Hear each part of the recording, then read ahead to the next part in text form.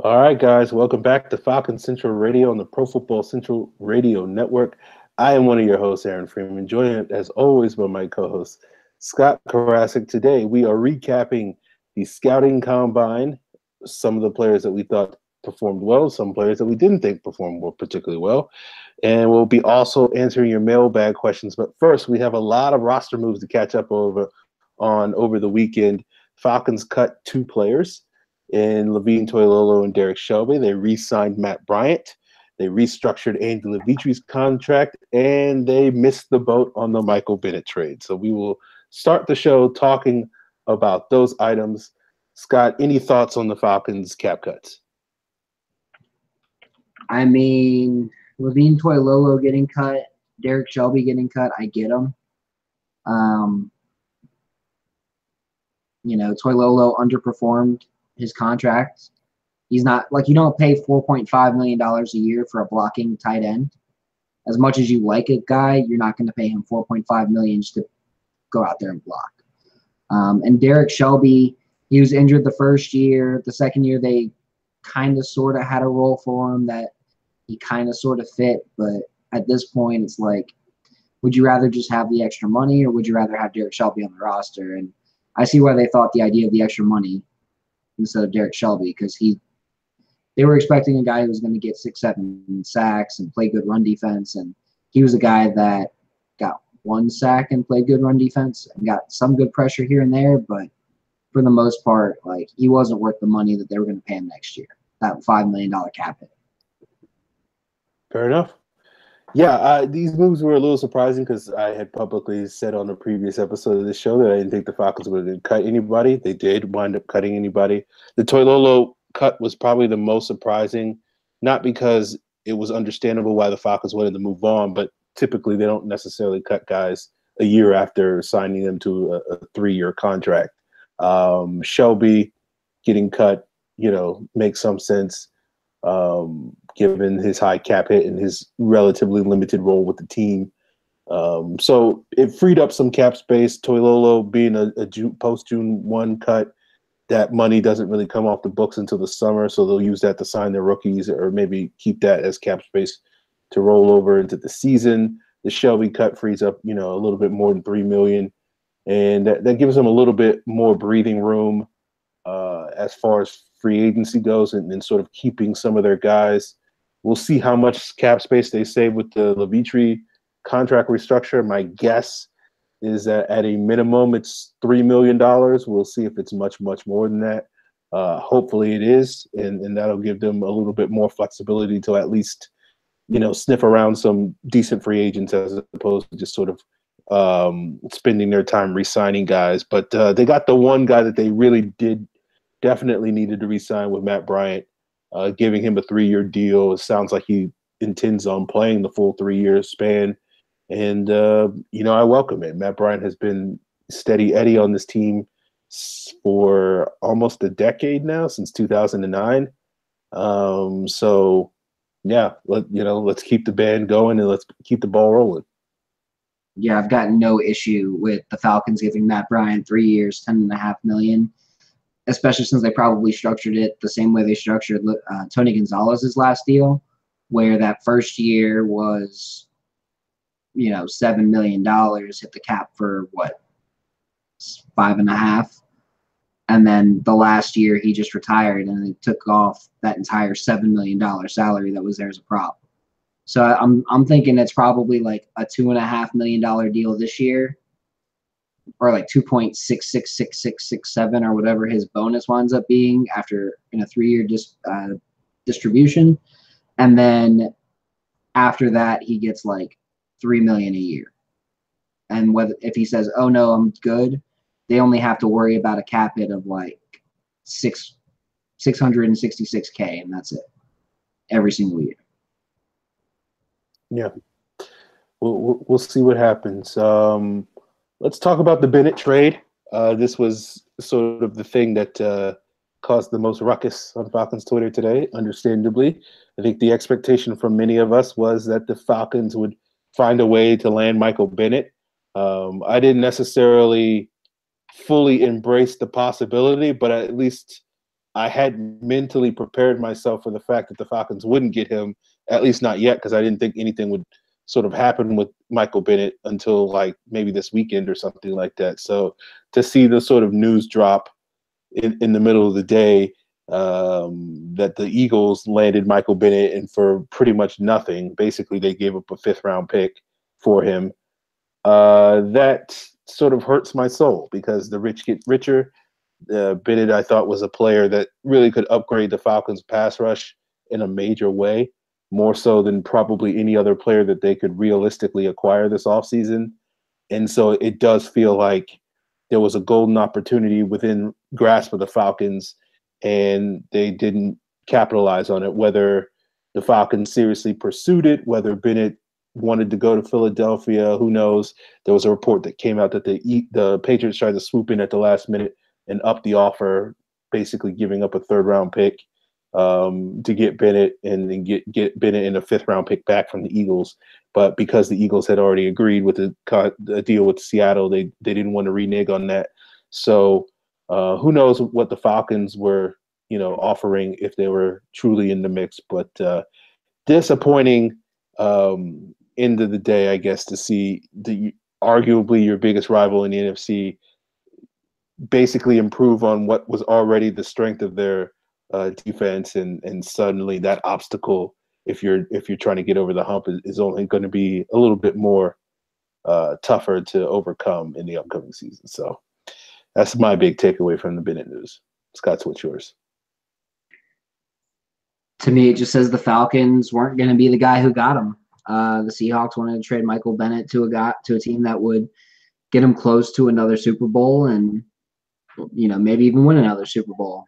And I mean, yeah, he only got traded for a 5th-round pick and some scrub, but I mean, it happens. The Falcons could have, if they absolutely wanted to, the Falcons could have been like, hey, do you guys want Justin Hardy and a 4th?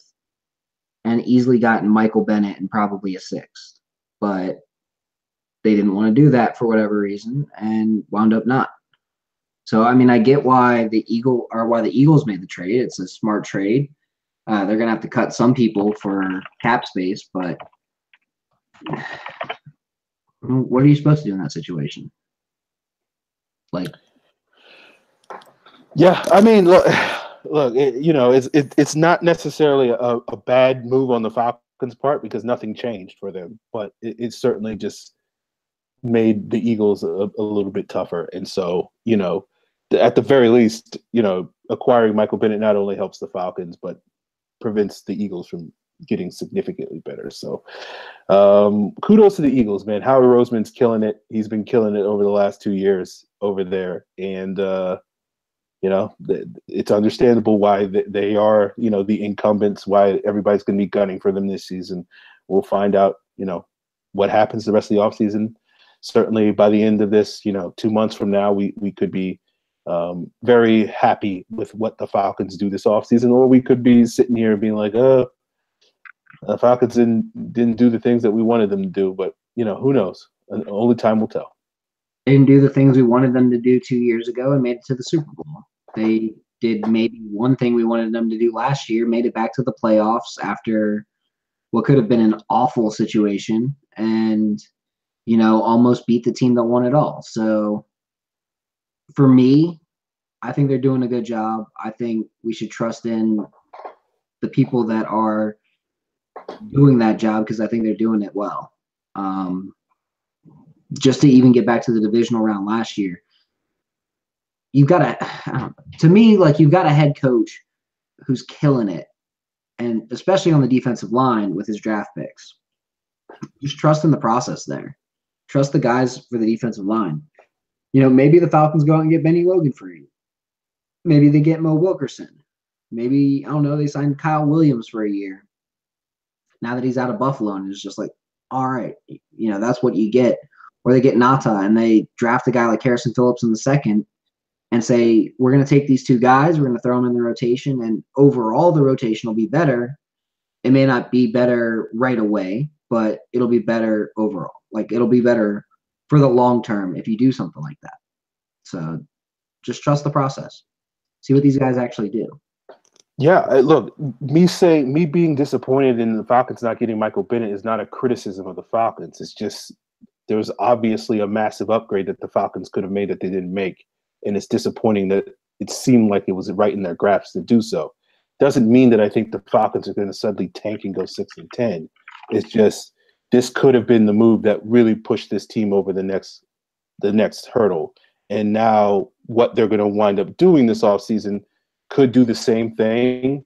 But in addition to what they're going to do this offseason with the Michael Bennett trade, would have obviously, I don't think there's really any dispute that that would have been a better situation for the Falcons, getting Michael Bennett and doing all the things that they're going to do in the draft. So that's more my issue, not necessarily that, suddenly the Falcons are doing a poor job or we shouldn't trust in their coaching staff. It's just this was an obvious good move for the Falcons that they didn't capitalize on. And unfortunately, but it doesn't necessarily mean that the sky is falling by any means. It just means that they just missed, they swung and they missed on a potential coup with Michael Bennett basically being, one of the better pass rushers in the NFL, being laid out there for a 5th-round pick.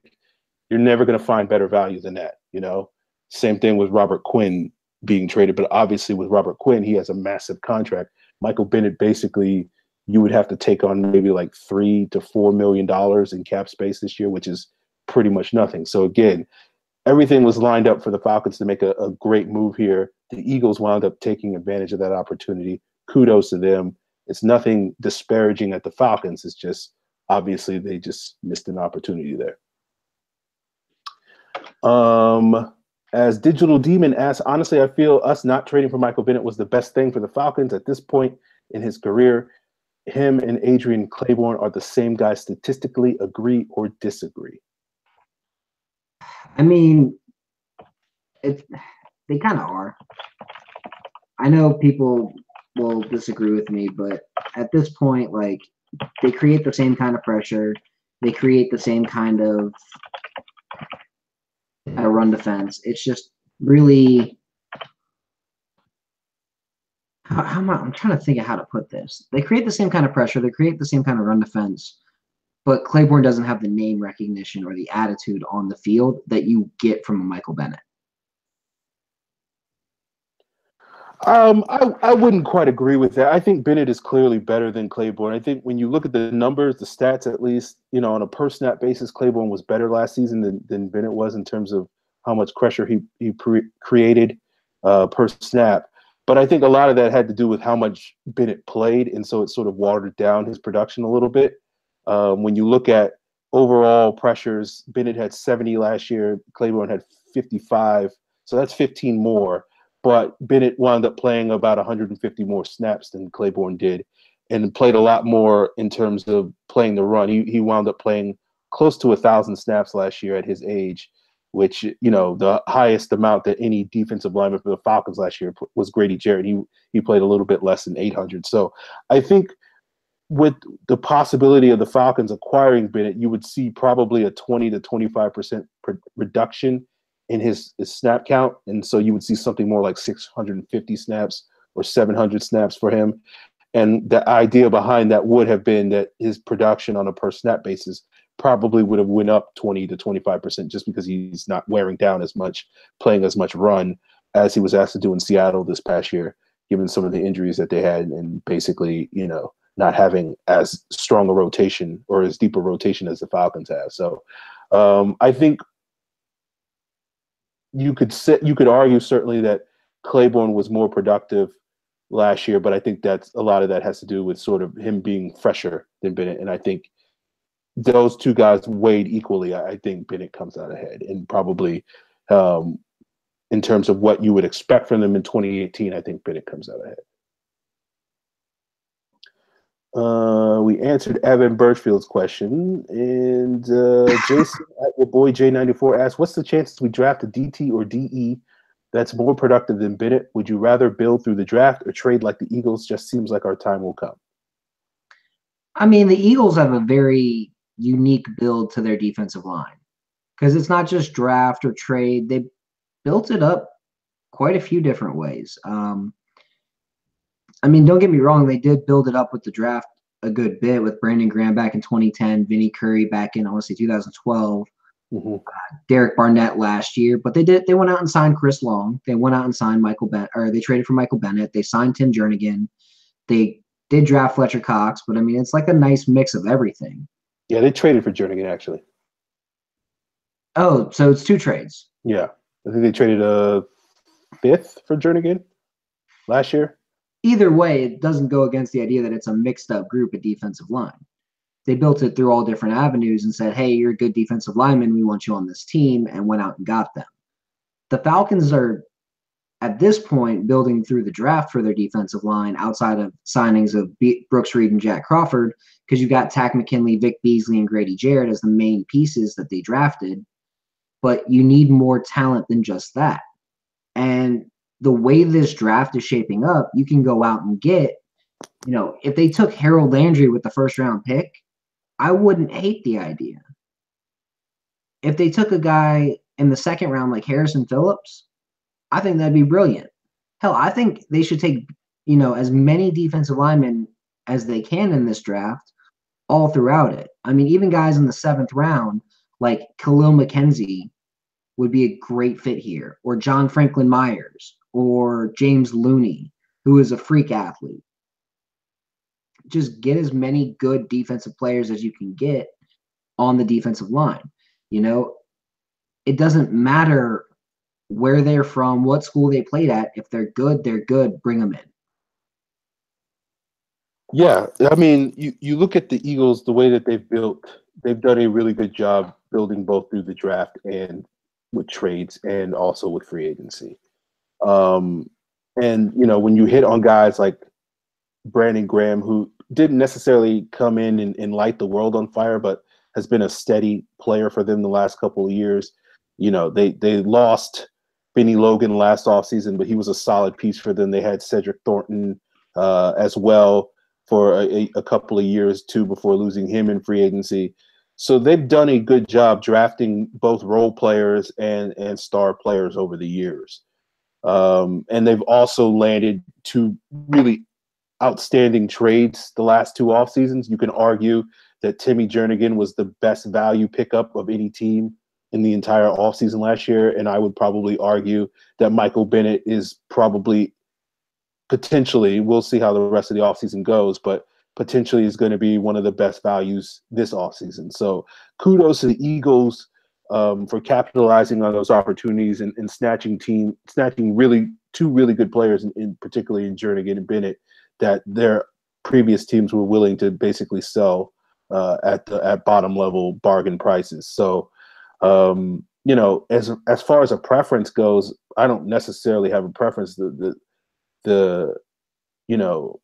Obviously the draft, if you can hit on draft picks, that's probably the ideal way of doing it. But if you can sprinkle in some smart trades where you can get a guy like a Jernigan on a rookie contract and get him for a year at very cheap, and then they wound up paying him quite a bit of money a couple of months ago when they extended him, and then you get a guy like Bennett, who's towards the end of his career but is on a relatively cheap contract, and you can sort of get him for a year or 2 at a relative bargain, then that's also makes sense. So either way, either avenue, I think makes a lot of sense to go if you can find those pieces, but you're not necessarily going to find too many Timmy Jernigans and too many Michael Bennett's that can be had for late round picks like the Eagles have found the last 2 off seasons. So probably the draft is the preferred way to go. Although I wouldn't hate it if they went out and spent some money and got Muhammad Wilkerson, or re-signed Dantari Poe, or went out and got Sheldon Richardson, or maybe even they can get like a $3-4 million a year signing in Dom Easley and reunite him with Dan Quinn and say, you know what, this guy knows your scheme. He can play strong side end. He can play inside in the nickel. Why not bring in Dom Easley? But you don't have to break the bank for any of these guys. Now, I wouldn't mind them re-signing like Ataba Rubin for like $1 million next year. Because why not? Why not have that depth? But they're not going to get any of these ridiculously great athletes. Like, I'd love to see him go out and get Daquan Jones for that role. or Justin Ellis for nose tackle. Maybe not these huge contracts, but a 4-year, $10 million deal for these guys to be depth players long term, it could be worth it. Yeah, I'll never begrudge the Falcons for investing in their defensive line. God knows that was something that the previous regime didn't do a great job of doing, and when they did do it, it was guys like Paul Soliai and Tyson Jackson, and Ray Edwards. So, generally this team has done a better job of, getting role players at a relative premium. You could argue that they overpaid Brooks Reed and Shelby and Crawford for what they've given the team, but they didn't necessarily spend gobs of money where it really felt like the Falcons got fleeced. And all those guys, we'll see what happens with Crawford. But all those guys, particularly Reed and Shelby, got better the longer they were here in Atlanta. So if the Falcons, wind up going with some more mid-tier players, no complaints from me. But obviously the long-term value in terms of getting the best bang for your buck is always going to be with the draft. Okay, let's move on and let's touch upon free agency. Scott, you have some free agent potential targets that you would like to see the Falcons pursue? I mean, I just listed a bunch of them. Like Dominic Easley would be perfect. I'd love to see him bring in, who was it? Hell, Phil Taylor. Bring in Phil Taylor and see what he can do here. Or John Jenkins. Or, there's just so many good football players that are on the market this year that you could go out and get and say, you know what, this guy's worth looking at. Pat Sims, even if you just don't, you don't have to break the bank for a guy like Pat Sims. He's towards the end of his career. But if you get him and you bring him here for a year or two and have him take the bulk of the snaps so that you can have someone else turn into the player that you want them to be, that's the kind of guy you need. You need a guy who can be a stopgap, or a guy who can have ridiculous potential and just hasn't met it, like Justin Ellis, because the coaches he's had in Oakland are fucking atrocious. Yeah, I mean, it's a good offseason to get some solid mid-tier free agents. There aren't that many stars out there available. I mean, Sheldon Richardson's out there. Mo Wilkerson's out there. Star Lotulelei is a big name, but not necessarily hasn't really played his best football the last couple of years. Benny Logan's a solid pickup. But, a couple of people that you might be able to get at bargains, guys like Pernell McPhee would be interesting if you can sort of get him on a similar deal that you got with Poe last year, like a 1-year prove-it deal. I'm looking at the list. Yeah, Daquan Jones is a solid piece. If you can get him at if you can get him at like a Jack Crawford level contract, similar with you mentioned a guy like Easley as well. Justin Ellis is also like basically a poor man's Dontari Poe. Alan Branch, he's towards the end of his career, but 2 years ago for that Patriots defense, he was a real difference maker for them. So if you can get him on sort of a reclamation project on the cheap, that could be a pretty big reward for relatively low risk.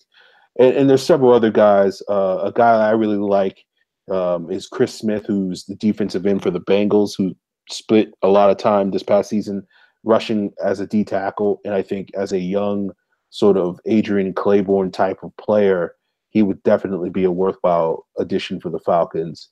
So there's a lot of options out there. The question I think really for the Falcons, looking at the defensive line free agents, is who you're going to get for cheap. And, you're not necessarily going to be in a real position, at least unless they make some additional moves or they really saved a ton of money with this Levitre restructure. You're not necessarily really going to be in the market for a top tier guy. So it's going to be probably a similar move to what they've done the last couple of off seasons with Shelby and Crawford. And we'll see sort of what's the best value that they can get if they wind up spending that type of money. Okay, let's move on and talk about the combine. If you missed it, I went. Line. Oh, okay. I'm sorry. I skipped over that. Go ahead, Scott. So I know a lot of people may not love this name, but I'd love to see what Greg Robinson could do here. Okay, bold. I know you've been talking about getting a swing tackle, and while he did fail in Detroit and St. Louis, those were both man-based schemes. And I wonder how well he would do in more of a zone-based scheme. Because he's got the athleticism, and I thought he played a little bit better at guard as a rookie than he played as a tackle. So I'd love to see what he could do here. Maybe not even as a swing tackle, but have him compete for the starting right guard job. See how he holds up. You know, give him a $2 million contract. And if Schweitzer beats him, Schweitzer beats him. And, you know, another guy who I'd love to see, I know you're not a fan of the Giants linemen, but I like Weston Richburg. I think he'd be great in his own scheme at either center or guard. Bring him in. See what he can do here. I know he's probably going to the Jets, but, I mean, it's worth trying. And then the last name I throw out there is Brian Schwenke. Again, see what he can do here. I'm not talking about going out and getting guys who will break the bank like Pugh or Norwell or even like Ryan Jensen. But go out and get some more talent on the line. I personally think that Wes Schweitzer's fine. But I'm probably one of the only people who does think that. You're not alone there. Yeah. I mean, hell, if you could do it, go out and get Kevin Pamfield from the Bucks. Dude's decent. He's not great, but he's decent. And if you're that worried about swing tackle, just go out and bring Tom Compton back. He's a free agent again. Yeah, I'm with you on that. Like, it doesn't – even if it was Greg Robinson, who I'm not particularly a big fan of as a player – I would not fault the Falcons for bringing in any tackle this offseason that's going to push Ty Sambrailo. Anybody is better than nothing, is my philosophy there. Schwenke's an interesting name because he was a guy that I pushed for the team to sign last year as a sort of instead of going, they wound up going with Hugh Thornton, who wound up retiring. But Schwenke sort of was a guy that I saw as a guy that could basically fill that same role, be a veteran backup that can also play center and guard. And so I wouldn't necessarily begrudge the team by adding some veteran depth there along the offensive line. You mentioned Richburg. He would be a good addition, but I just think given his market, he's going to get a pretty massive contract. So I'm not really expecting. The one guy I would look at in this free agent list that is intriguing to me is Spencer Long, who played with the Redskins. And 2 years ago, when he was left guard for them in their zone blocking scheme, he was really good that year. And then they moved him to center, and he's been a decent center the last couple of years, but he's been dealing with some injuries. And to me, I think he's good enough to be an upgrade over Wes Schweitzer if you signed him. But obviously, depending on what his contract situation is, I know Washington's not necessarily interested in getting him, but I do wonder, given how relatively thin the free agent guard market is going to be after guys like Norwell, after guys like Josh Sitton sign their contracts, does that push up the price of a guy like Spencer Long? And if it does, then that probably prevents the Falcons from getting him. But if there's one free agent out there that I would potentially covet on the offensive line, it would probably be Spencer Long. Really? I'm not as high on Spencer Long, but I could see why you would like him. Now can we move on to the Combine? Now we move on to the Combine. All right. So let's get into the Combine. If you guys missed it last week, I did a live Periscope basically going for like 90 minutes talking about some players I was curious about how they would test and how they would work out at a bunch of position groups. Broken it down by position, looking at some of the prominent positions that we all sort of expect the Falcons to address, including defensive line, going after edge players, interior offensive linemen, tight ends, cornerbacks, etc. Let's start things off by talking about some of the defensive linemen that impressed us. One guy that certainly gets the gold star for excelling at the combine testing is Taven Bryan, the defensive tackle out of Florida, a guy that I think a lot of people expect the Falcons to be very interested in with their first round pick. He tested well enough to think that maybe it's not as likely that he'll be there at pick 26, particularly given the issues surrounding Maurice Hurst, and we'll have to find out more details about that in the coming weeks. But for those of you that don't know, Maurice Hurst was basically diagnosed with a heart condition at the combine, which is a red flag, and he'll get a medical recheck later this offseason. And the exact details of the severity of the heart condition are unknown, but the rumors and the reports have been that it's the same thing that got Nick Fairley flagged and it got Star Lotulelei flagged. But the interesting thing is Lotulelei, the Panthers doctors were fine with it, and they wound up drafting him in the first round. The Lions doctors were fine with Fairley and wound up drafting him in the first round. But then when Fairley went to New Orleans, the Saints doctors didn't necessarily clear him after a couple of years there, and I guess maybe they thought the condition worsened or something like that. So it does make you wonder a little bit about maybe Maurice Hurst's longevity. It doesn't necessarily preclude him from playing in the NFL. It just will basically be on a team-by-team basis from what it sounds like. So that'll be something to monitor, and maybe that pushes him down the draft board, and maybe he becomes a value pick later in the draft. Who knows? But in the meantime, Maurice Hurst's, struggles is maybe potentially Taven Bryan's gain. Scott, who were some of the other interior defensive linemen that impressed you, or maybe did not impress you at the combine? Well, let's see. Harrison Phillips, I was pretty impressed with. He tested very similarly to a guy like Akeem Hicks. I would love to see him in Atlanta. His film is good. He's not as great of a straight line athlete. He's more of a lateral athlete, but I think that kind of fits what Atlanta likes to do up front, in terms of having their guys run all these stunts and twists and all those different things. So like a 3-cone of 728 for a guy 307 pounds is really useful when you're having him stunt on the inside with Grady Jarrett. Another guy that I really liked was Rasheem Green. I thought he looked great. BJ Hill, same kind of athlete as Harrison Phillips. Honestly, they're like mirror images of each other when you go down and you look at their combines. He's just not as explosive off the ball as Phillips is. Guys who absolutely disappointed me, Derek Nandi. My expectations were low, but he managed to do worse than that. And then, oh man, Tim Settle. He looks so good on film. He looks so quick on film. And then he gets to the combine, and either he's testing bad because he's not that quick, or because he didn't work out and work hard training for it. Either way, that's not the guy you want. Like a guy who shows great flashes on film of athleticism, and then his combine doesn't match, that's a work ethic issue to me. Yeah.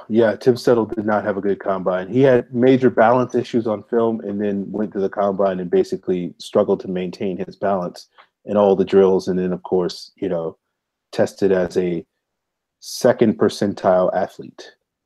Yeah. So not a good day for him. A guy I was disappointed with was Andrew Brown. I thought, he was a 5-star recruit coming out of high school, and thought he would be a lot more athletic than what he proved to be, a lot more explosive.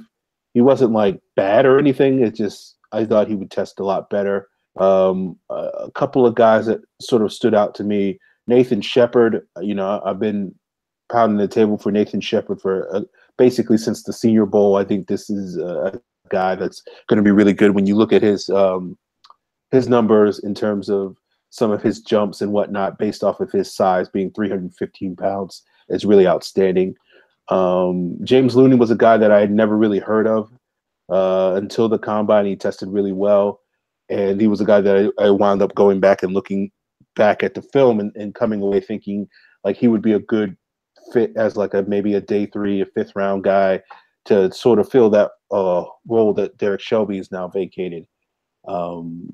Harrison Phillips, I thought, did a good job. Deron Payne did solid. Didn't test out the gym by any means. Had a pretty good 40 if I recall correctly. But the main thing for Deron Payne was the fact that he tested a lot better than most Alabama defensive linemen have over the years. Alabama, this was something I talked about on last week's show on Periscope, which was Alabama historically, their defensive linemen test very poorly. But Deron Payne basically showed up and tested better than guys like even Marcel Darius, among others, Ashawn Robinson and Jerron Reed and some of these other guys that were highly touted Alabama defensive linemen.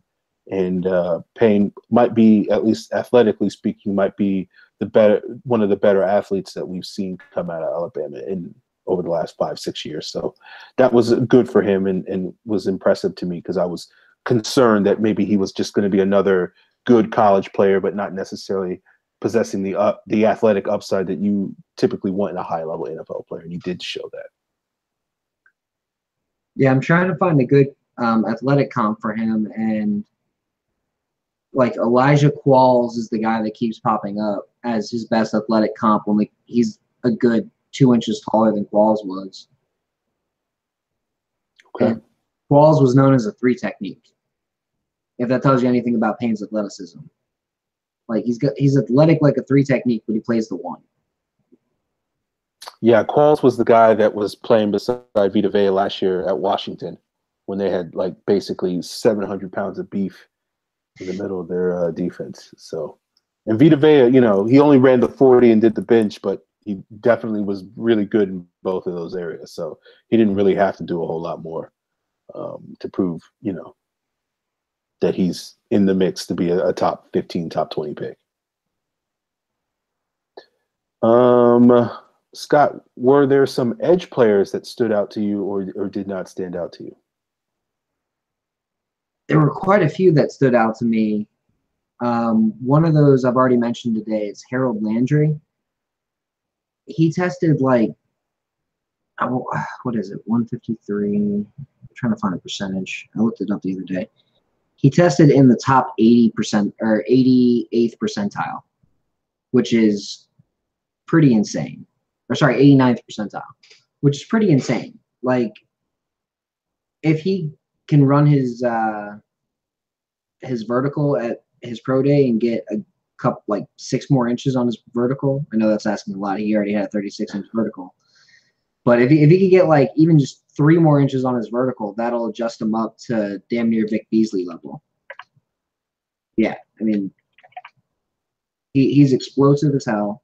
He's one of my favorite guys to watch play. So watching his combine and seeing those kind of numbers that he put up, I mean, 6'8" in a 3 cone for a guy at 252 pounds is pretty insane. Like he's one of those few guys where his film matches his talent on the field. For comparison, Harold Landry ran 4.19 in the 20-yard shuttle. Vic Beasley ran 4.15. 0.4 of a second. Not that big of a difference. Vic Beasley ran 6.91 in the 3 cone. Landry ran 6.88, which is way faster. His bench wasn't as good, but he had the same get off on the line, the 1.59. So when you're looking for that prototype edge defender, especially for a scheme like what Dan Quinn likes to run here, Harold Landry fits. And it kind of makes you wonder if you could just draft Harold Landry and put Tack at strong side end and roll with that combination in the base. And in pass rush sets, just rotate through Landry, Beasley, and Tack and just let those guys just attack all day. It works out in Seattle with, Frank Clark and Michael Bennett and Cliff Averill. When they have those 3 guys just rotating all throughout, they create a ton of pressure. So I don't see why the Falcons shouldn't continue with that idea. And yeah, I know it would probably take a first-round pick if he even falls to them at this point. But I would love to see that. Another guy who really stood out to me was Lorenzo Carter. Ridiculous straight line speed for a guy his size. Great vertical. I want to see what he does at his pro day because I feel like his agility numbers may not be as great, but he did awesome. Kylie Fitz out of Utah did well. He scored 151, just under Harold Landry for my agility scores. And then what was the other one? Sam Hubbard out of Ohio State. A 6'8" 3-cone at 270 pounds. You want a guy who Atlanta could take in the first round that you're not expecting? It's Hubbard. He's 6'5", 270, has frame to add 10 pounds if he really wants to. You put him with a guy like Dan Quinn, put him at strong side end, and let him get after the quarterback and let him play the run the way he can. You've got a guy who can become that next Michael Bennett if you really wanted him to. Yeah, I was impressed. Hubbard was one of those guys that impressed me because watching a little bit of him on tape, I wasn't sure how athletic he was, and he showed out that he was a pretty good athlete. I thought it was also a good combine for Lorenzo Carter, who several years ago at Georgia was considered like the next big thing, and sort of the hype on him, sort of, at least from my perspective, has sort of cooled off over the last couple of years. And so for him to sort of come into the combine and prove that, he's still the athlete that, people knew he was, and sort of probably solidifies himself as a top 50 pick after pretty, given some of the other players at Georgia getting a little bit more hype into this draft process. So I thought it was good for him to steal some of that thunder back. I was very curious to see how Bradley Chubb would test in comparison to some of these guys like Myles Garrett and Joey Bosa the last couple of years. He didn't really come out on top of those guys as an athletic standpoint, which I didn't really expect him to. But he did wind up testing pretty well. His agilities weren't great, but he showed out in some of the explosive tests. And of course, Josh Sweat, he did a really great job with his test. Basically, from a frame and explosiveness standpoint, he tested basically on the same level that Tack did. And those were areas where Tack really excelled with his arm length, with his jumps, with his 40 and whatnot. Based off of, he didn't run a 3-cone, but based off of his short shuttle, he showed pretty well in the agility drills as well. So that was a good thing for Josh Sweat. Let me see who else stood out to me. Oh yeah, Arden Key had a really bad combine, which was the last thing he needed given the off-field stuff that he had. And Hercules Mataafa really is kind of a tweener at this point and just didn't test well enough to really show himself to be anything particular. Like, he's not really as athletic as you would like an edge. He's obviously doesn't have the size to really hold up inside, and he doesn't necessarily have that fluidity and quickness that you want in a linebacker. So he's kind of in that sort of Hau'oli Ka'a, I can't even say his name, Hau'oli Kakaha mold, where he's a guy that's maybe just a third down nickel pass rush specialist. I think the Saints took Kakaha in the 3rd round, and he's been okay for them, but not necessarily great. And I think Mataafa's probably going to be a mid-round pick, and if he'll probably find a nice role for a team, but I don't know necessarily if he's going to be a guy that can be a fixture at this point in any NFL lineup. We'll see. Yeah, I think I'd have to agree with that. And again, it goes to the whole, if you have bad numbers, you're either not that athletic or you don't work hard. So with Key, it's probably a work hard thing. With Hubbard, he had good numbers and we weren't expecting it. So he probably is he is that athletic because you don't get those numbers without being that athletic, but he also worked hard to lower his times and make sure he got to where he needed to be. Now, a couple guys who didn't work out at edge, but I'd love to see how they would do there, are Leighton Vander Esch and Tremaine Edwards out of Boise State and Virginia Tech. Just ridiculous athletes, especially for their size. They're 253, 255-pound guys, and they're out there running like the 230-pounders next to them. And they're just killing these drills. Like, to me, when I see a guy who's 227 pounds run a 4.38 like Shaquem Griffin, that's awesome. That's great. That's amazing. Like, yeah. But when you see a guy who's 250 pounds running a 4.54, you're like, shit, that's Urlacher territory. Like, that's the kind of athleticism that you want to see really from an edge who's more of your more athletic player than your linebackers nowadays. But, I mean, these guys are just insane. And then Roquan ran a 4.51, and, he did everything he was supposed to do at the combine. He looked like a beast. Just looking at DLs and edge. Yeah. Yeah, Vander Esch definitely made a lot of money at the combine. There had been people saying that he was going to test really well, and then I think there were some people that were doubting that because they didn't necessarily watching him on film. He didn't necessarily pop as this, elite athlete that he proved to be, and so he's probably going to be a top 15 pick in all likelihood, given all the needs. And you're right. Probably some teams will look at him not just as an inside linebacker, but also as a potential outside linebacker and rush the quarterback. I'm looking at you, Green Bay. That's what I was thinking too. Yeah, let's move to the offensive side of the ball, and let's talk about some of the offensive linemen. It's not as sexy a position, but a couple of guys tested really well. We didn't get to see Billy Price because he tore his bicep on the bench press. We didn't get to see Frank Ragnow. He did bench, but he was been dealing with some injury. I can't remember, a shoulder injury or something. And we didn't see Isaiah Wynn either.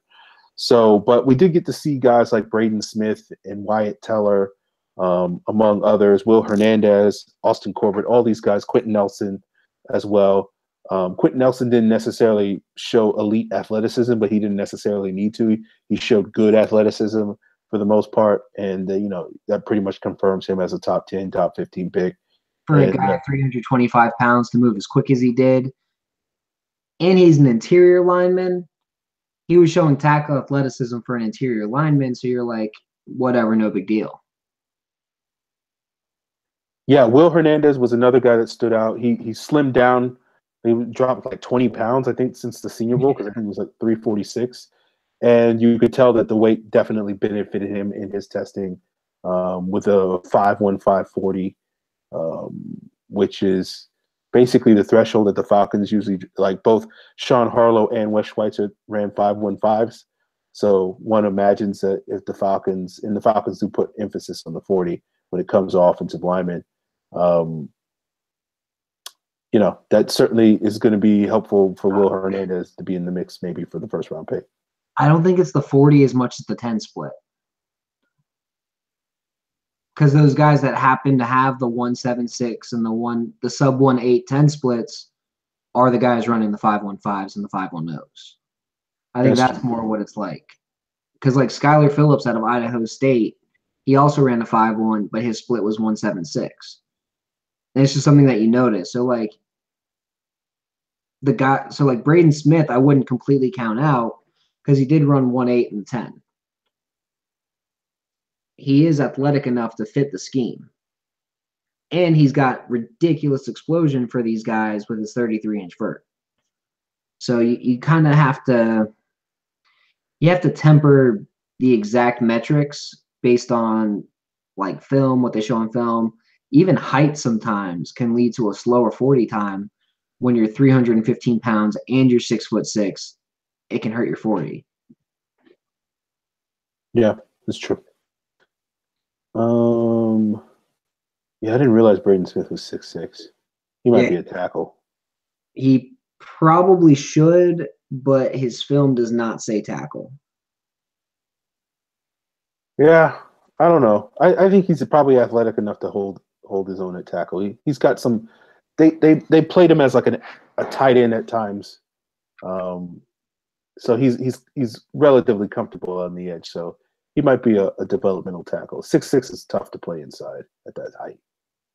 So speaking of tackles, there was a player that absolutely impressed me. He's from your alma mater. Brian O'Neill. I almost want the Falcons to just take him and throw him on the defensive line. Like, he'll probably be a better defensive lineman than offensive lineman. Well, yeah, his film kind of is middling, but he's just got insane athleticism for a guy that's that big. What do you run? 4.82, the 1-7 split, 7.14 in the 3 cone at 300 pounds. Yeah. Give me that guy. Give him to Dan Quinn. Just be like, you know what? You're a new nose tackle this year. Let's see what you can do. Eat a couple cheeseburgers. Get up to 310. Let's have you play next to Grady. See what you can do. I mean, you probably got to spend like a second-round pick on him, but still. Honestly, if it was me, I would probably tell him to lose 30 pounds and make him a tight end. I think that would actually be the best way to use him. Was he a tight end at one time? Yeah, he was. Can he catch? Yeah, he can catch. He can catch. I mean, look, I'm not going to sit here and say he can catch as well as, like, you know, name any starting tight end in the NFL. Like, I'm not going to sit here and say that, but can he catch better than Levine Toilolo? Probably, yes. I'm pretty confident he can do just as good, at least as good as Levine Toilolo. Then make him a tight end. Can he run routes better than Eric Sobert? Maybe. Make him a tight end then, because he does have that kind of athleticism too. And then another guy who just kind of jumped off the page for me was Colton Miller out of UCLA. He set the broad jump record for offensive linemen. Yeah, and he's 310 pounds. If he wasn't 6'9", I'd say move him to guard and have the Falcons draft him. But you want a swing tackle, right? Yeah. Give me a guy as athletic as that as a swing tackle and have him learn from Schrader and eventually take over Schrader's role in 2-3 years. I wouldn't begrudge that. Take him in the 4th. Have a better group of offensive linemen. Hell, move Sambrelo inside. See if that helps the overall line. I would be in favor of that.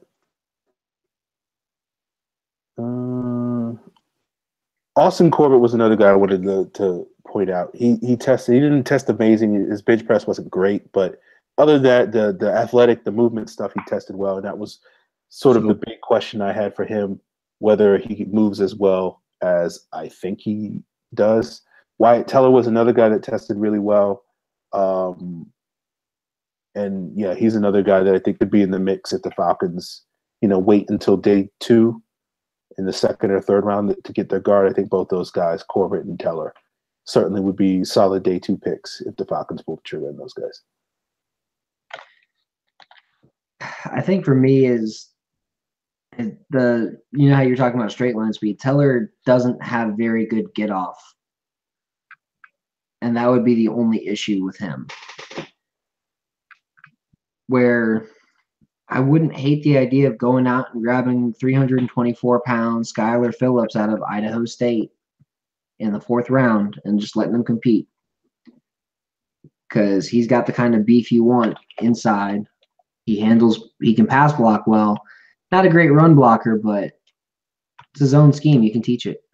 You just need athletes who can pass block, and I feel like you can teach his own scheme. Yeah. Phillips is a player like, round 4, round 5, he'd be a good pickup.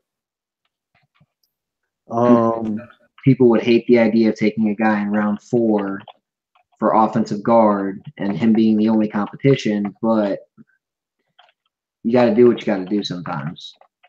Very true. Let's talk tight ends. I'm sure there's one particular guy that you would love to wax poetic about, Scott. Yeah, I mean, there's a couple of guys who did really well. I mean, no one did as well as Mike Gesicki, who's in that Vernon Davis range of athleticism, but there are some guys out there who did pretty well, like Dalton Schultz out of Stanford. And yeah, I know, another Stanford tight end, 3rd one in 5 years. But I mean, the Falcons could take him in the 3rd or 4th round and have Schultz and Hooper, and I'd be perfectly happy with it. Or Troy Fumagalli, and I'd be perfectly happy with it. Though Fumagalli only did the bench. But you've got talent at tight end this year. You've got a lot of athleticism, especially in the early rounds. Hayden Hurst had a good combine.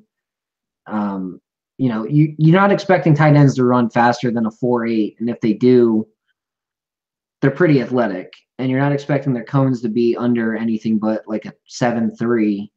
And if they do, they're pretty good. So like Mark Andrews, his 4.67 and his 7.35 3-cone, it's more than acceptable when you see the guy block and knock dudes' heads off. He's not going to be talked about like Gronk with his athleticism, but he's not a schmuck either. True.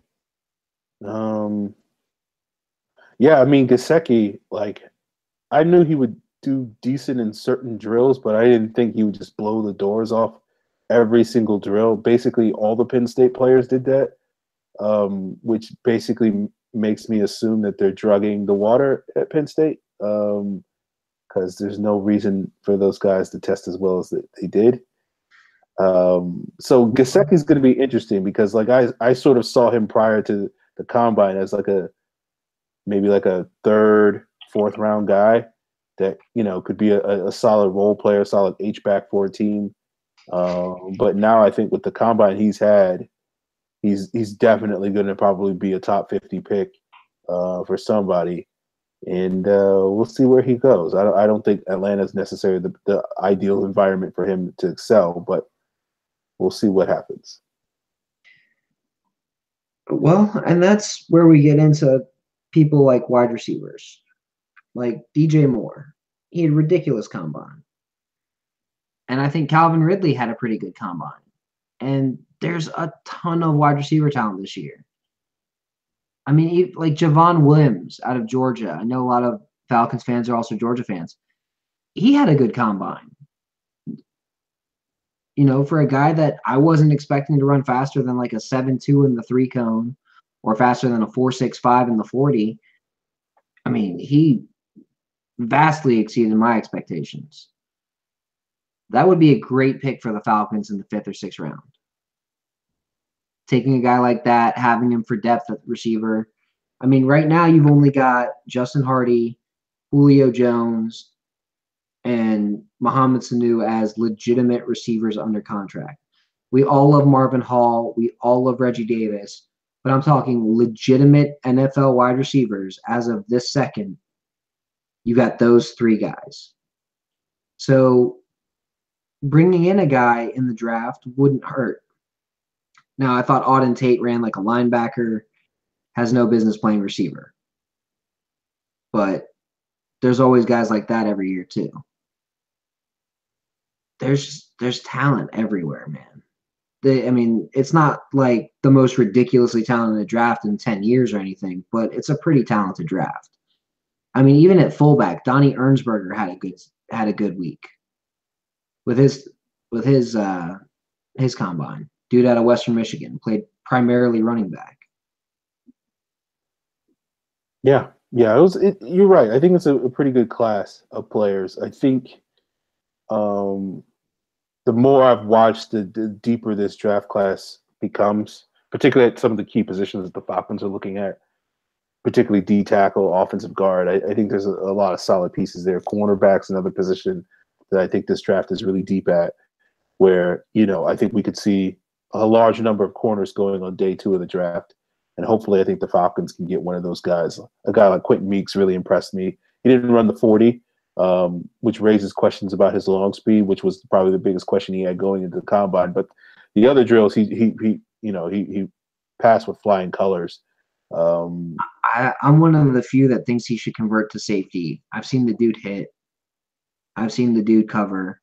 He's so much better in zone than he is in man. Safety or like keep him inside at a nickel spot. He's got that quickness, but like I'm afraid he's going to get destroyed deep. So keeping him inside or playing him at safety where you get that extra little run up time, that's where you play Quentin Meeks to me.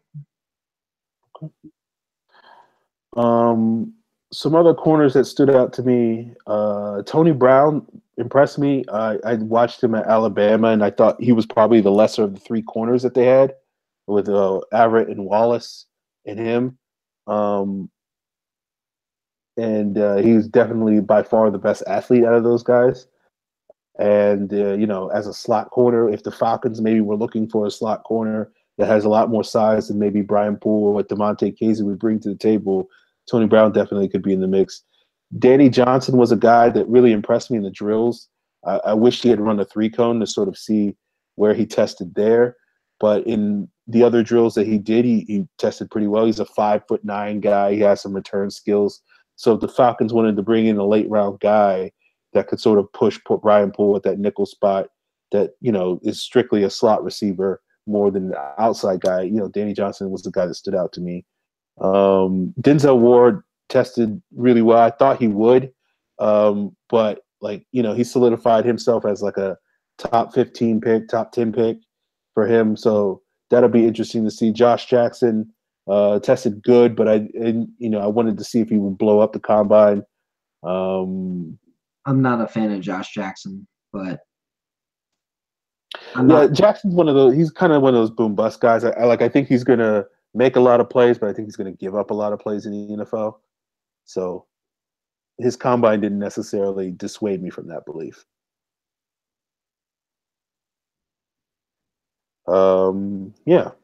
So, other guys, obviously Shaquem Griffin. We talked about Shaquem Griffin like a month ago on this podcast. The 4.38 was very impressive, the 20 bench reps. The thing I'm going to be curious to see sort of whether or not, because one of the things that you constantly heard during the combine coverage was everybody was sitting there saying, yeah, he's a great story. He's a great story.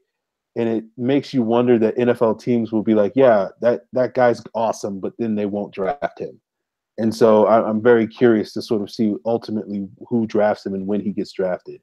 If that dude is there in the 4th and Dan Quinn sees he's available, he's going to sucker punch Thomas Dimitroff and just be like, nope, this is my pick. And run that shit in. Because as far as a dude playing with a chip on his shoulder, that's Shaquem Griffin. As far as fast and physical, that's Shaquem Griffin. Let's just say your hand weighs 3 pounds?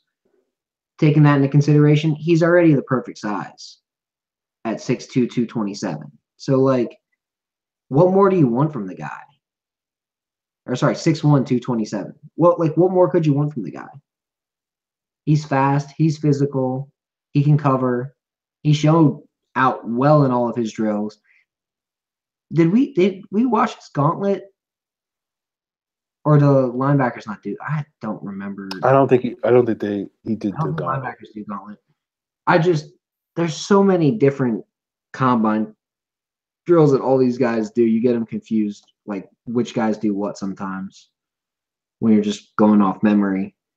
But if you're looking at that, Oren Bucks out of Vanderbilt at linebacker. Oren Burks out of Vanderbilt. I'm tired, long day. Or Matthew Thomas out of Florida State. What the hell happened to him at Florida State? He was a 5-star recruit. Stupid athletic. Did he piss in a coach's cornflakes or something? Because they used him absolute dog shit there. And then he shows out at the combine. I almost wonder if he could be that steal. He's probably not like Kevin Pierre-Louis, where the dude actually does look decent on the field, but he's got to be decent somehow, right? Yeah, it looks like there's a lot of good, solid linebackers that could be had in middle round. So if the Falcons are looking to add some depth there, whether it's a guy like Griffin, whether it's a guy like Burks or Thomas or whatever, we'll see if they pull the trigger on some of those guys. Anything else to add about the combine, Scott, before we move on? No. Okay. Well, in lieu of call-outs of the week, we had a suggestion from Scott's new wife about a question that she wanted to get answered on the show. And, of course, because she happens to be married to one of the co-hosts of the show, her questions get preference. She wanted to know, Scott, you probably have a better idea of explaining it, so why don't you go ahead? So my wife and I, we watched The Bachelor. Yeah, it is what it is. My wife is getting into podcasting by listening to Bachelor-related podcasts. So she has this idea that a woman should do like a bachelorette, but with potential NFL players. And she could pick them based on how good they are at football, who they are as a person, or some combination of the two, as to who would be her bachelor. And if you're sitting here like me, you're like, oh my God, that kind of sounds dumb. But it also sounds like the train wreck of hilarity that The Bachelor is. So I'm here to watch the train wreck. The question that she asked, and this was more towards Aaron, was, so what if you had like Julio Jones and Tyler Eifert up there? Who would you pick? Like, come on, Julio. But what if Julio is like a really bad dude? Julio. Like, who in their right mind would take Tyler Eifert over Julio Jones? Like, just the thoughts. So, not really a question, but what kind of train wreck would this be? Interesting train wreck. They did didn't Travis Kelce had like a Bachelor type of show a couple of years ago? I didn't watch it, but I heard it was pretty interesting. So I guess it would be like the reverse of that. Yeah, who knows? Be an interesting train wreck.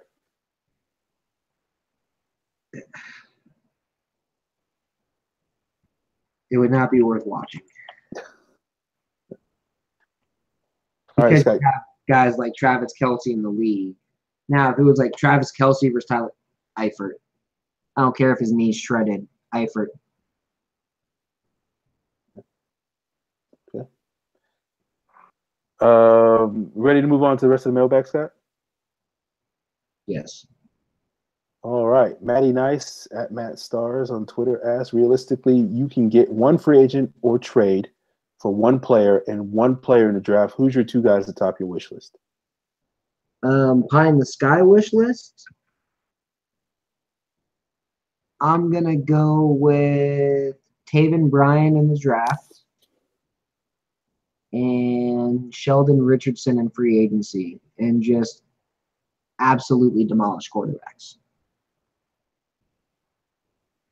Okay. Draft pick, Isaiah Wynn. That's easy. Free agency, let's go Pernell McPhee on a 1-year, $3 million prove-it deal. Okay. Him or Chris Smith.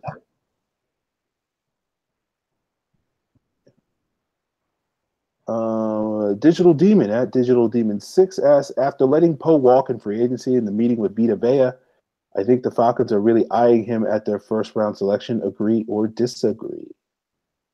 I agree, and I think it'd be stupid for them to not do their due diligence on Vita Vea.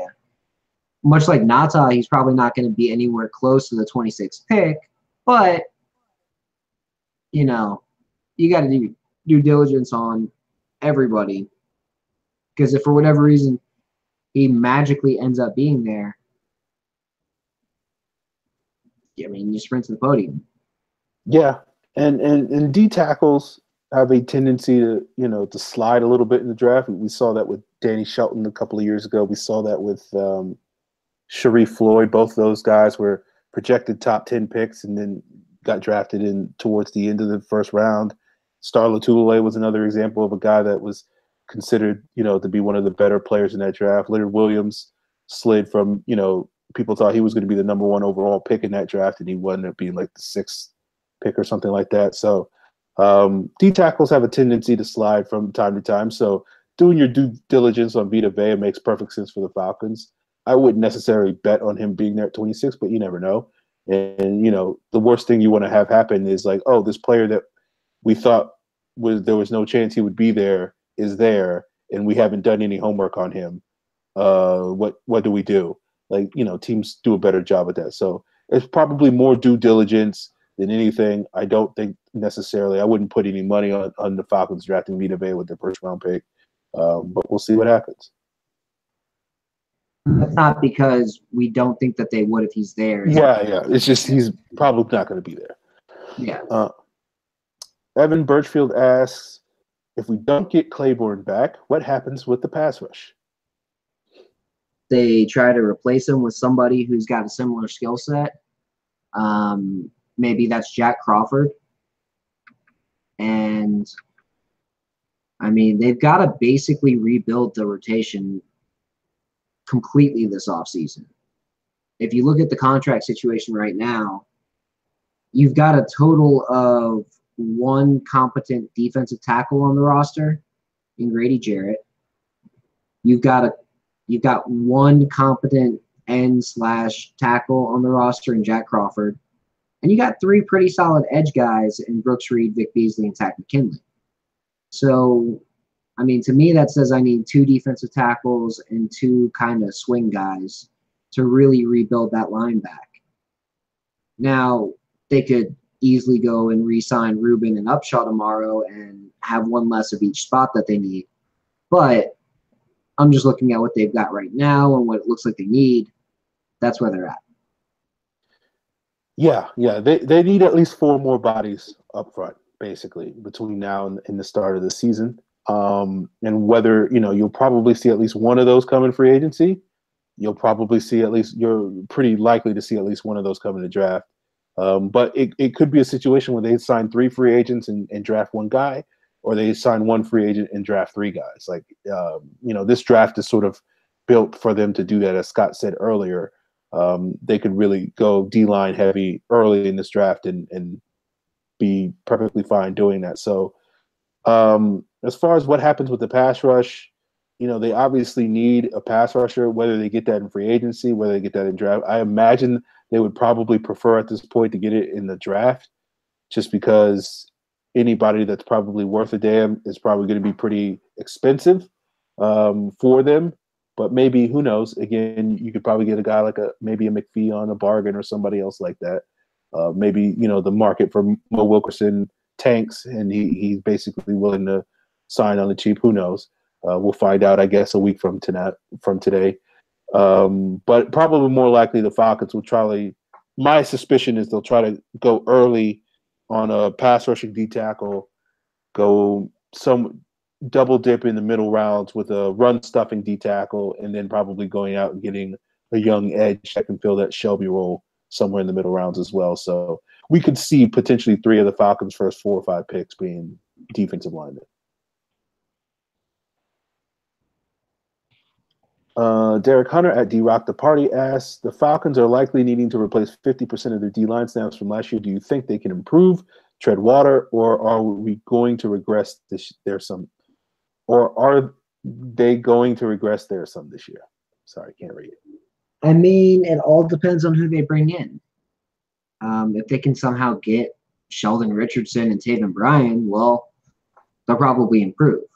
If they get, I don't know, Harrison Phillips and, bring back Upshaw, bring back Rubin, and bring in, who is in free agency? I don't know, Dominic Easley, you're probably looking at a tread water situation. So it all depends. It all depends on who they get, what they do, and how the draft and free agency play out. So as of right now, yeah, I mean, for me, maybe it's just my pessimism. Right now, it feels like a tread water situation, just because if Claiborne's gone, my expectation is whether it's a rookie or a free agent, you're probably not going to get a better player than what Claiborne was for the team last year. So it's probably a tread water situation. I mean, the question is really going to depend on how much growth Tack, Vic, and Grady Jarrett show. That those guys are all capable of making significant jumps this year, but they're also just as capable as basically being the same player, or in some ways regressing a little bit. Who knows? Like the NFL, guys don't develop on a linear trajectory. So, you can have Tack could have a sophomore slump, especially with the expectations going into the season. He may not live up to them quite to the level that people expect him to.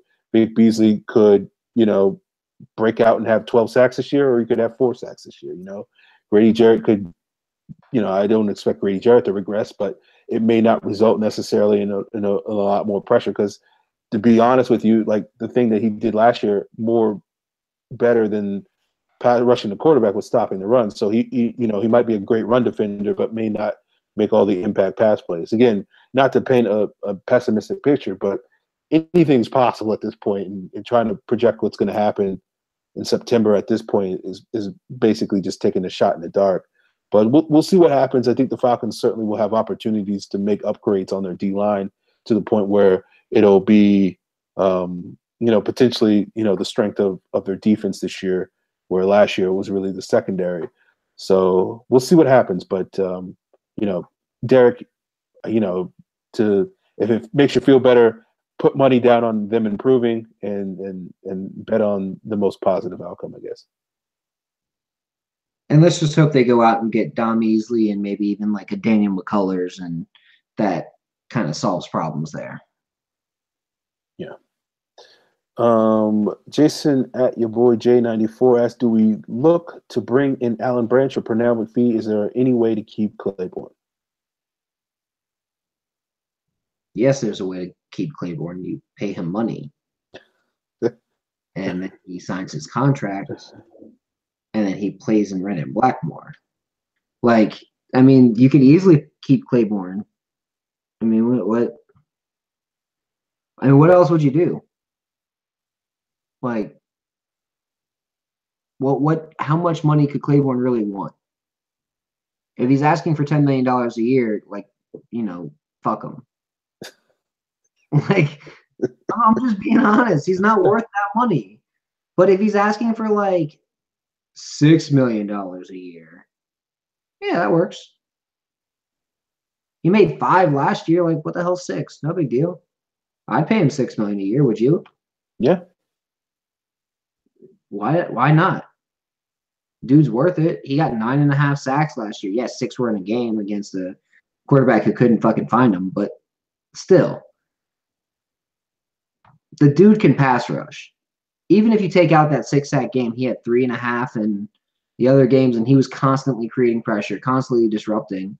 And there was a stunt that they kept running with him and Tack where either him or Tack hit the quarterback every time they ran that damn stunt. Where Claiborne was lined up over the tackle and Tack was lined up basically where the tight end would have been, and just ran it. Said, screw it, let's just attack. Hell yeah, bring him back if he's going to take $6, even $7 million. But anything more than 7, I'll let him go. It's not worth it at a certain point. You can't just keep raising your number and being like, hey, we'll keep this guy for this. Yeah. Yeah. I think there's a way to do it, but obviously Scott's right. It's not going to come cheap. Alan Branch, again, I think he would, depending on the price, if you can get him for a 1-year, $2 million deal, I think it's worth it to kick the tires and see what he's got left in the tank. Just because of how good he was 2 years ago. He was basically a non-factor in New England this past year. But, I think for basically the same price you would pay for a Tapa Rubin, I think there's a lot more upside with Alan Branch. McPhee is another guy that I think is basically Claiborne light. The issue with McPhee is he's injury prone and has been pretty beat up the last couple of years. But basically all the things that Adrian Claiborne does, McPhee does. And, when he was healthy, he arguably did those things better. So I do think Pernell McPhee would be a good addition to the Falcons. Again, if you could get him on a relatively cheap prove-it deal that sort of mitigates any sort of injury risk that he potentially could have. So, yeah, I think the Falcons definitely have some options if they can't keep Claiborne. McPhee shoots to the top of the list if they're looking for a Claiborne clone. So, yeah. Khalil asks, with the Eagles possibly looking to trade Vinny Curry, any chances the Falcons make an offer? There's chances for everything. I would expect them to make an offer. I just don't know what it would be. What would I want Vinny Curry? Sure. Is that contract kind of a bitch? Yeah. The contract, yeah.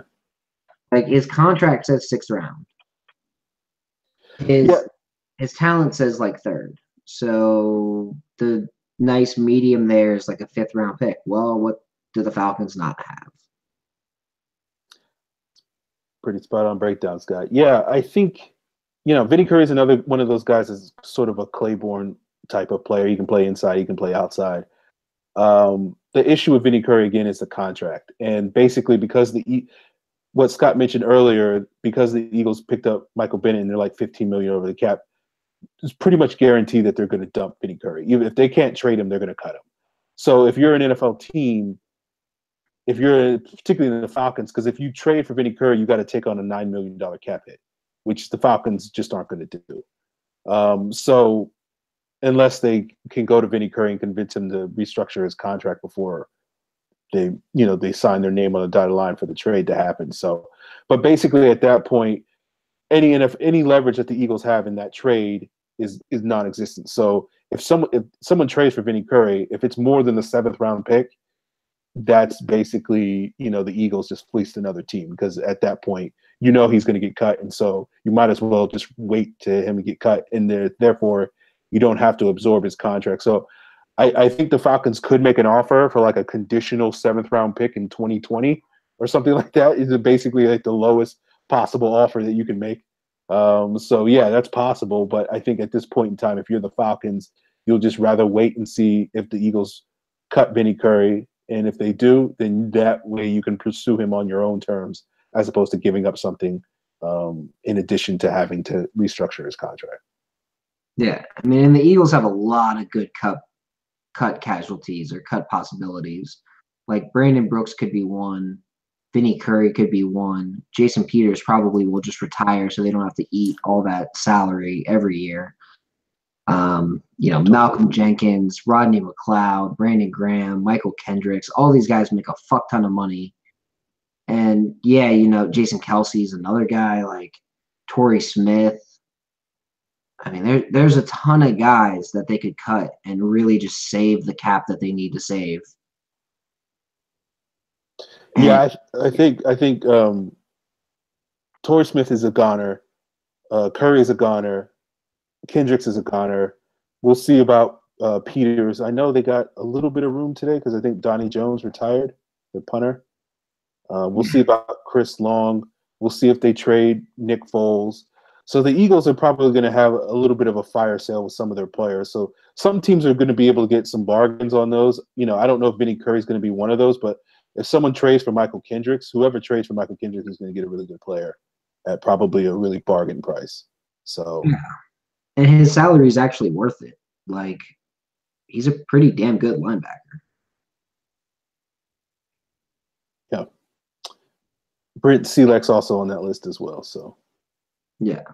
Again, number 2 tight end. No one should be paying that much money for number 2 tight end. Yeah, Falcons know a little something about that. Derek Hunter asked, would you want to sign Daquan Jones in free agency? Yes. Without hesitation, yes. I wanted the Falcons to draft Daquan Jones back when he was in the draft. So, I've been a fan of his for a while, and I would love to see him in Atlanta. He's got the size to play nose tackle here, but he's 320 pounds at this point. Bring him in. Yeah, I think the thing you like about Daquan Jones, he plays defensive end in Tennessee's 3-4 defense, but when you really look at sort of what he ideally is, he can basically play, he can sort of do what Shelby does. He can do a little bit of what Poe does.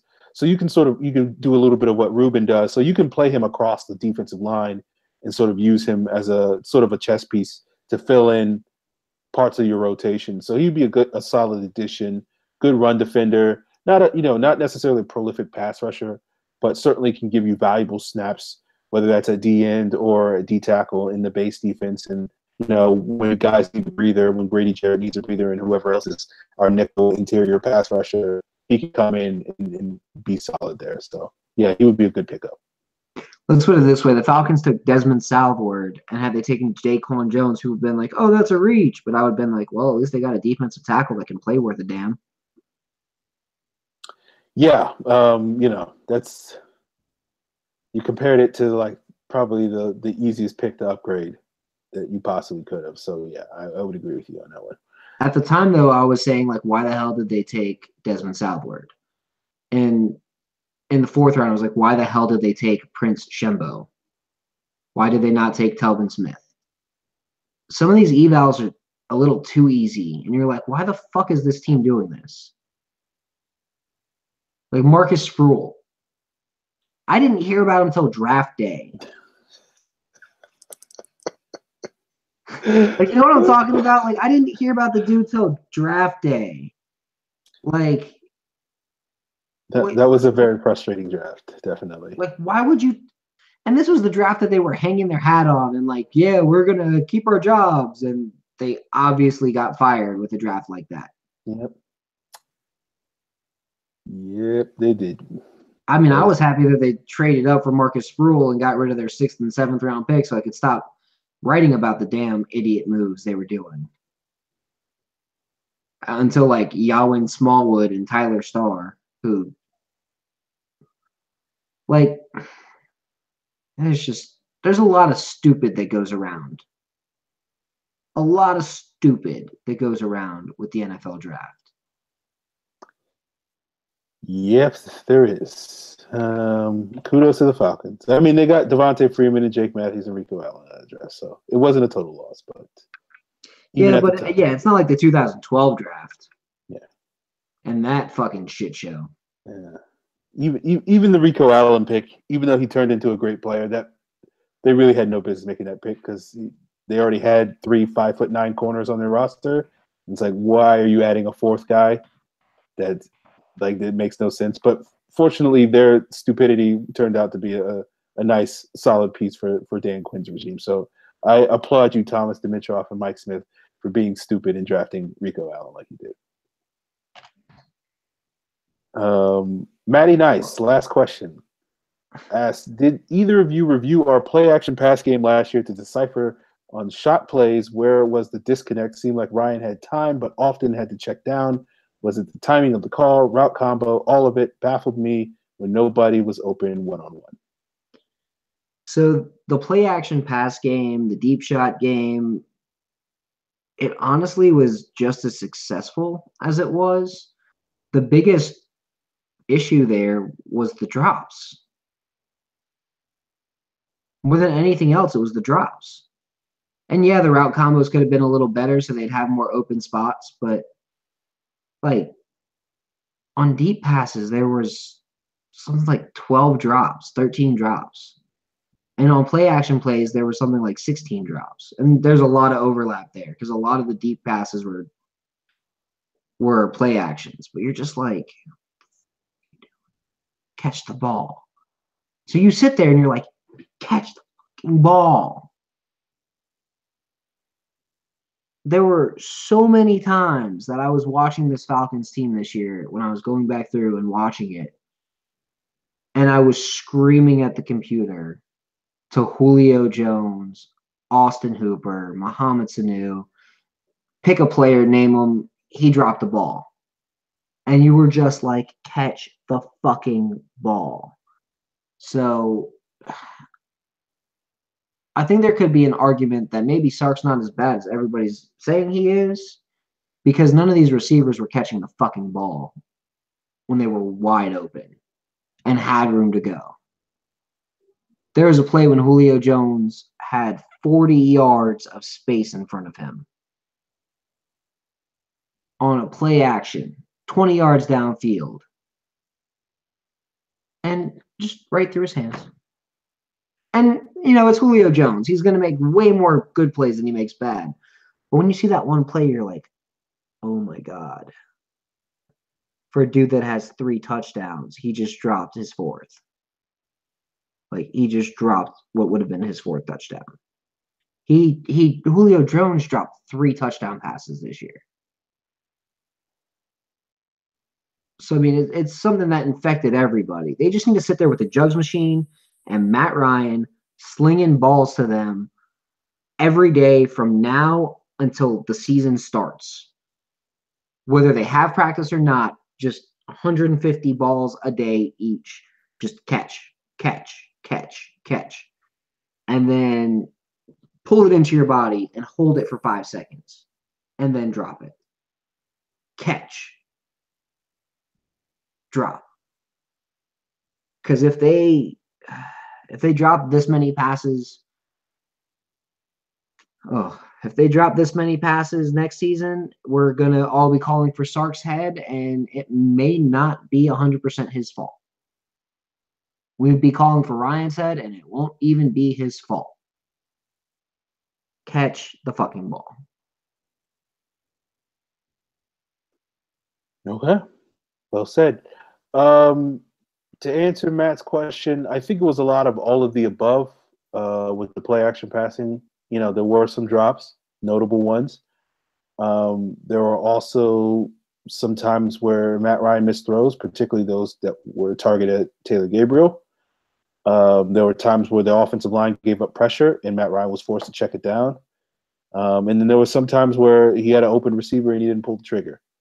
So it was overall sort of a clear disconnect with the offense, with their ability to dial up shot plays, particularly towards the end of the season. Most of their shot plays typically were instances where, you know, they would throw the ball and get a guy in space, and then he would make a play after the catch, whether that was Julio, whether it was Sanu, whether that was Taylor Gabriel or somebody else, Devontae Freeman. So they really struggled. Most of their shot plays during the early and middle portion of the season were design plays off of play action, but it just became less and less effective as the season wore on. And I just think that's going to be something that they're going to have to work on, whether it's, you know, using certain route combinations that are going to be a little bit better at attacking specific coverages. That will certainly improve. Certainly Matt Ryan working on his timing a little bit better. We know he's capable of hitting these deep shots, but for whatever reason, he just didn't hit them last year. We'll see if any change in personnel, assuming that Taylor Gabriel is replaced by somebody, whether that leads to greater success. The drops aren't necessarily a major concern to me because I just think, you know, law of averages means that you're probably going to drop less passes this year. When you actually look at how few drops they had in 2016 versus how many drops they had in 2017, it averages out over the two seasons to be about an average number of drops. So I don't think that's a massive issue. But it's a lot of things that the Falcons are going to work on this offseason, particularly with getting the play action. A big element of why it was so effective in 2016 was because of Taylor Gabriel's effectiveness in that role, and basically him being a non-factor due to a variety of reasons, play calling, Matt Ryan missing throws, drop passes, etc. Basically took away a big part of their play action success from a year ago. So if they can find a way to replace that, whether it's Julio Jones picking up a bigger part of the slack, whether it's Austin Hooper picking up more tight end throwbacks, which we saw like one of those last year when that was a bread and butter play in 2016, or they add another player that can be an effective deep pass target, Marvin Hall, whoever it is, Reggie Davis, whoever. That's going to be something that they're going to have to figure out this offseason. So we'll see what happens. All right, guys, that is it. We appreciate you guys tuning in. Sorry for being running a little bit late, but we will be back. I don't know. I guess next week the tampering period happens, right, Scott? So Monday to Wednesday. There'll probably be something going on when we're back on Tuesday. We'll find out. We'll let you guys know. We're still on the every other week schedule in the off season just because things have been relatively quiet. But we'll see. We'll let you guys know. And in the meantime, you can get your questions in using the hashtag Falcons Mailbag. You can tweet at me. My Twitter handle is @FalcFans. Scott is @KarasicS. Be sure to follow PF Central on Twitter as well. Be sure to subscribe to Pro Football Central as well as Scott's pages on YouTube so you can make sure you get all the updates.